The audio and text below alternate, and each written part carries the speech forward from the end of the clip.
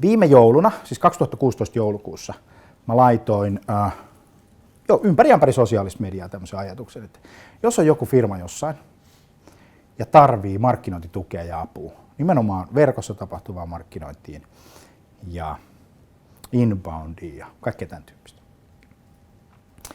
niin muun otti yhteyttä tämmöinen henkilö kuin Eija Kiviranta. LinkedInistä kannattaa katsoa. Ja Eija on co-founderi tämmöisessä yrityksessä kuin Workpilots Oy, workpilots.fi. Ja niillä on mahtava juttu.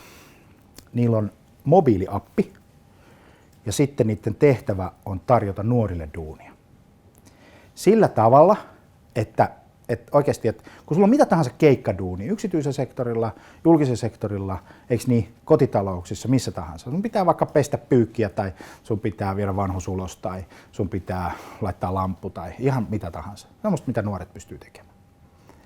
Niin pienellä kustannuksella sä menet tuohon palveluun workpilot.fi ja sä kerrot sinne keikan ja toisella puolella on sitten nuoria, ne ottaa apilla vastaan se duuni. Tämä oli mielettömän hieno idea ja sitten me Eijan kanssa keskusteltiin ja pohdittiin tätä hommaa, että mitä tästä saisi aikaiseksi ja meille tuli semmoinen idea, että hei, että mitä jos poistetaan nuorisotyöttömyys kokonaan. Ajattelit tätä, tämmöisellä mobiiliapilla, joka on nuorten taskussa ja sunkin taskussa ja sun pitää tehdä joku keikkaduuni, niin muutaman kympin tuntikorvauksella, siis mitä se nyt on, 12-13 €, niin sä saat nopeasti tehtyä tiettyjä niin rutiiniasioita. Ja nämä nuoret saa duunipaikan ja ne saa työkokemusta. Ja se ei oikeasti maksa sulle mitään.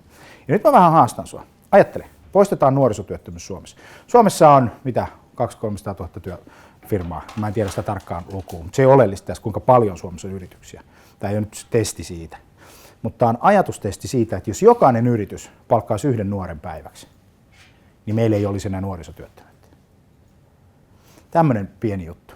Eli nyt mä haastan sua vähän niin kuin pohtimaan ja miettimään. Workpilots.fi, me kattoo se. Ja mä lupasin Eijalle, että mä jeesaan täysin ilmaiseksi. En ota siitä mitään rahaa. Ihan sen takia, että musta on tosi mielenkiintoista olla mukana niin kuin itseäni suuremmassa hankkeessa, jonka pelkkä tarkoitus on tehdä hyvää niille nuorille, jotta ne pääsee työelämään, ne saa kokemusta ja sitä kautta me rakennetaan parempaa yhteiskuntaa. Kato semmoinen juttu, että länsimaisessa yhteiskunnassa meillä on yksi ongelma. Ja se on nuorten miesten työttömyys.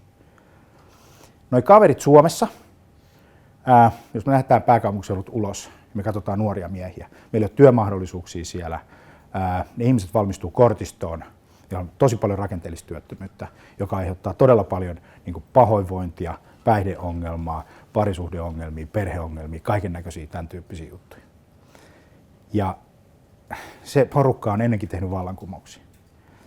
Meidän pitää antaa sille jengille duunia ja tietysti nuorille naisillekin.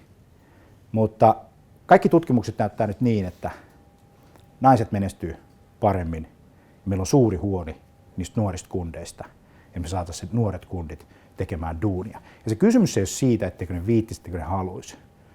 Se kysymys on siitä, että meidän pitää tehdä siitä työelämästä semmoista, että siihen on helppo tarttua ja mennä niin, että nuoret käyttää tätä, ollaan täällä, jaellaan sitä duunia täällä, niin silloin meillä on mahdollisuus myös saavuttaa se. Meillä ei ole kohtaanto-ongelmaa, eikö niin, että meillä on työtä, mutta meillä ei tarjonta kohtaa.